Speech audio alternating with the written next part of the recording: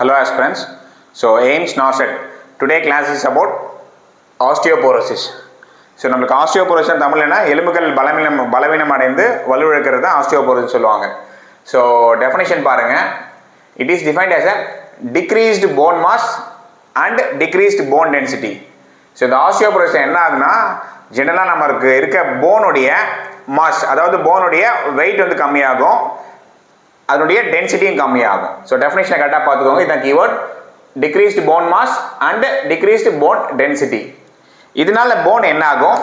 Phone becomes week and brittle. So phone வந்து week ஆகிடும், பிரிட்டில்லாம் easily உடையக்கூடிய மாதிரி. ஸோ நம்ம டென்சிட்டி கம்மியாகுது, மாசம் கம்மியாகும் போது ஒரு பொருள் வந்து ஈஸியாக உடைஞ்சிரும். ஸோ சிம்பிள் கான்செப்ட் தான். ஸோ அதனால தேர்ட் பாயிண்ட் பாருங்க, என்ன ஆகுனா it increases the risk of fracture. சின்ன அடிப்படும் போதும் நம்மளுக்கு ஃப்ராக்சர் ஏற்பட்டுரும். ஸோ இதிலே பார்த்தா 3 பாயிண்ட் நம்மளுக்கு வந்துருச்சு. ஸோ டெஃபினேஷன் பாருங்க, it is due to decreased bone mass and decreased density so that bone becomes weak and brittle. So அதே consequence weak and brittle ஆகிறதுனால it increases the risk of fracture, right? So next பாருங்க, it is one of the most prevalent bone disease in the world. Okay, osteoporosis is one of the most prevalent, உலகத்தில் அதிகமாக காணப்படுற phone டிசீஸ்ல இது ஒரு. Okay, next பார்த்தீங்கன்னா இது எதனால ஏற்படுது? So condition. So it is due to condition. This condition is a result of imbalance between bone resorption and bone formation. bone resorption and bone formation. So ஜென்ரலாக நம்ம பாடியில் வந்து பேலன்ஸ்டாக இருக்குன்னா போன் ரெசாப்ஷனோ போன் ஃபார்மேஷனோ பேலன்ஸ்டாக இருக்கும். ஸோ இந்த பேலன்ஸ் எப்போ இம்பேலன்ஸ் ஆகுதோ, which means bone resorption not equal to bone formation, அப்படி ஆகும்போது தான் இந்த நம்மளுக்கு ஆஸ்டியோபோரோசிஸ் கண்டிஷன் இருக்கும். Bone resorption is nothing but the breaking down of old and damaged bone tissues. Bone formation nothing but the new bone forming process. So இந்த ப்ராசஸில் கண்டினியூஸாக நம்ம பாடியில் ஹேப்பன் ஆகிட்டே இருக்கும். ஸோ போன் ஃபார்மேஷனும் போன் ரெசாப்ஷனும் ஒரே மாதிரி பேலன்ஸாக இருந்தால் ஆஸ்டியோபோரோசிஸ் கண்டிஷன் வராது. If a condition is due to imbalance between bone resorption and bone formation, osteoporosis condition will appear. Next பாருங்க, யூஸ்வலாக இந்த ஆஸ்டியோபோரோசிஸ் டிசீஸ் எப்போ ஆன்செட் ஆகும், எந்த ஏஜ்னா யூஸ்வலி அரௌண்ட் 30 இயர்ஸில் வந்து ஆன்செட் ஆகும். ஸோ இதோடைய தாக்கம், அதாவது ரொம்ப அதிகமாக ரேப்பிடாக ப்ரொக்ரெஷன் எப்போ ஏற்படுனா யாருக்கெல்லாம் ஏற்படுன்னு பாருங்கள். Rapid progression seen in post menopausal women. So ஒரு விமன் வந்து போஸ்ட் மெனோபாஸ் ஸ்டேஜ் கடந்தவங்களுக்கு வந்து இதனுடைய இந்த ஆஸ்டியோபோரோசிஸோட தாக்கம் வந்து அதிகமாக இருக்கும். அவங்களுடைய போன்ஸ்லாம் பார்த்தீங்கன்னா ஈஸிலி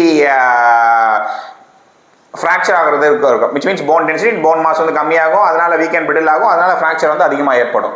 ஸோ இதனுடைய காசஸ் பாருங்க, etiological factors nothing but causes.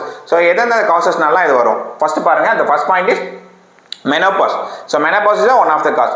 So usually women reproductive stagesல இருக்கும்போது அவங்களுடைய ஈஸ்ட்ரோஜன் ப்ரொடக்ஷன் வந்து அதிகமாக இருக்கும். when menopause அவங்க கிராஸ் பண்ணும்போது ஈஸ்ட்ரோஜன் லெவல் கம்மியாயிடும். ஈஸ்ட்ரோஜன் லெவல் கம்மியாயிடுச்சுன்னா அதனால என்ன ப்ராப்ளம்னா estrogen is the one which maintains the bone density, which means bone mass and density வந்து ஈஸ்ட்ரோஜன் வந்து பேலன்ஸ்டாக வச்சு இருக்கிறதுக்கு யூஸ் ஆகுது. மெனோபாஸ் முடிஞ்ச உடனே விமனுக்கு வந்து ஈஸ்ட்ரோஜன் லெவல்ஸ் கம்மியாகும். ஈஸ்ட்ரோஜன் லெவல் கம்மியாகும் போது போனுடைய மாஸும் போன் டென்சிட்டியும் பேலன்ஸ்டாக இருக்க வச்சுக்க முடியாது. ஸோ அது இம்பேலன்ஸ் ஆகுது. அதனால் போன் ஃபார்மேஷன் போன் ரெசாப்ஷனும் இம்பேலன்ஸ் ஆகுது. ஸோ ஆஸ்டியோபோரோசிஸ் கண்டிஷன் ஏற்படுது. ஸோ நீங்கள் இந்த 3 பாயிண்ட்டை ஒழுங்காக ஞாபகம் வச்சுட்டு இந்த ஒரு point bone resorption bone formation ஞாபகம் வச்சிங்கன்னா இந்த ஹோல் கான்செப்டும் you can easily correlate and generate the points. Okay, next பாருங்க, ப்ரொலாங்டு யூஸ் ஆஃப் கார்டிகோஸ்டெராய்ட்ஸ். இந்த கார்டிகோஸ்டெராய்ட்ஸ் வந்து ப்ரொலாங்டாக ஓவர் த இயர்ஸ் யூஸ் பண்ணிட்டே இருக்கும் போது போனுடைய டென்சிட்டி மாஸ் கம்மியாகும், ஆஸ்டியோபோரோசிஸ் ஏற்படும். நெக்ஸ்ட் பாருங்க, deficiency of vitamin D and calcium. நமக்கு ஜெனரலாக தெரியும் இந்த போனுக்கு, உடம்புல இருக்க போனுக்கு ரொம்ப இம்பார்ட்டன்டான திங்ஸ் பார்த்தீங்கன்னா விட்டமின்ஸ் பார்த்தீங்கன்னா விட்டமின் டி அண்ட் கால்சியம் இருக்கும். ஸோ இது நம்ம இன்டேக் வந்து கம்மியாக எடுத்துக்கும் போதும் இந்த phone mass phone density condition ஆகும், அதனால ஆஸ்டியோபோரோசிஸ் கண்டிஷன் ஆகுது. நெக்ஸ்ட் வந்து நம்மளுடைய ஹேபிட்ஸ், ஆல்கஹால் ஸ்மோக்கிங் பண்ணுற பர்சன்ஸ்க்குன்னு பார்த்தீங்கன்னா இது அதிகமாக ஏற்படும். ஸோ காசஸ் பாருங்கள், menopause, prolonged use of corticosteroids, deficiency of, which means deficiency of vitamin D and calcium, and alcohol and smoking. Next பாருங்க, இதோட clinical manifestation. Clinical manifestation nothing but symptoms. Symptoms எப்படி இருக்குன்னா ஒரு டிங்லிங் சென்சேஷன், நம்னஸ் இருக்கும். நம்முடைய back lower பேக்ல ஒரு விதமான பேக் ஏக் இருக்கும், lower back ache. Okay, so tingling and numbness, lower back ache. Next பாருங்க, இதுக்கான treatments, how to control this, which means how to prevent this or how to control this, இல்ல வந்ததுக்கு அப்புறம் என்ன ட்ரீட்மெண்ட் பண்ணா இது எப்படி குறையும்ன்றது தான் ட்ரீட்மெண்ட். பாருங்க, கால்சியம் இன்டேக். ஜெனரலாக நம்ம கால்சியம் சாப்பிட்டாலே இந்த ஆஸ்டியோபோரோசிஸ் ரொம்ப பெரிய அளவில் நம்ம தடுக்கலாம். ஸோ கால்சியம் குறைபாடு இருக்கனால கால்சியம் இன்டேக் எடுத்துக்கணும். எவ்வளோன்னு பார்த்தீங்கன்னா 1500 mg per day, அதாவது 1500 mg per day. தென் இந்த போன் ரெசாப்ஷன், ஸோ இந்த போன் ரெசாப்ஷன் நம்ம கம்மி பண்ணணும். அதுக்காக என்ன எடுத்தோம்னா கால்சிட்டோனின் அண்ட் பைபாஸ்போனேட்ஸ் எடுத்துக்கணும். அப்போ தான் நம்மளுக்கு வந்து இந்த போன் ரெசாப்ஷன் கம்மியாகும். ஸோ போன் ரெசாப்ஷன் அதிகமாக ஆயிடுச்சுன்னா போன் ஃபார்மேஷனும் அந்த அளவுக்கு இருக்கணும். இல்லை போன் ரெசாப்ஷன் வந்து அதிகமாகி போன் ஃபார்மேஷன் கம்மியாகுதுன்னா, whenever there is a excess of bone resorption happens, then bone formation osteoporosis condition இருப்பா. ஸோ போன் ரெசாப்ஷன் நம்ம ப்ரிவென்ட் பண்ணி ஆகணும். அது கால்சியோனின் பைபாஸ்போனேட்ஸ் எடுத்துக்கணும்.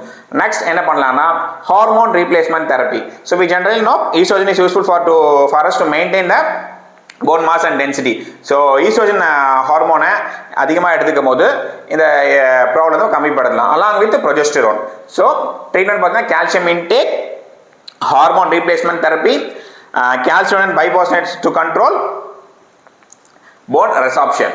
ஸோ ஆஸ் ஏ நர்ஸ் நீங்கள் என்ன டீச்சிங் விச் மீன்ஸ் இன்டர்வென்ஷன் என்ன கொடுக்கணும்னா பேஷண்ட்ஸ்க்கு ஜென்ரலாக கொடுக்கறது பார்த்தீங்கன்னா you should teach about dietary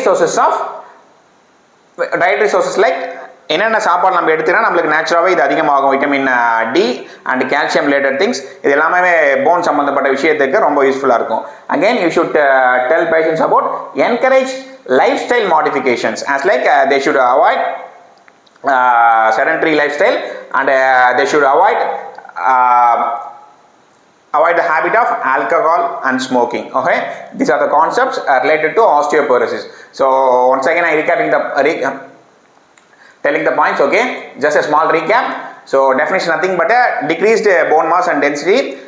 If it happens now, the bones become weak and brittle, so the risk of fracture is more. It is one of the most prevalent bone disease in the world. So it is a condition of imbalance between bone resorption and bone formation. Usual onset is 30 years. Usually rapid progression seen in the postmenopausal women by etiological factors, means causes menopause, prolonged use of corticosteroids, deficiency of vitamin D and calcium, alcohol and smoking. Symptoms tingling and numbness. Okay, and a lower backache. So next is its treatment. Calcium intake 1500 mg per day. Next is hormone replacement therapy. Hormones like estrogen, progesterone. And next is to reduce the bone resorption, calcium and bypass has to be taken. Next பாருங்க, as a nurse you should give interventions to patients like you should teach about dietary sources which are good for bone health, and you should tell about lifestyle modifications to the patients.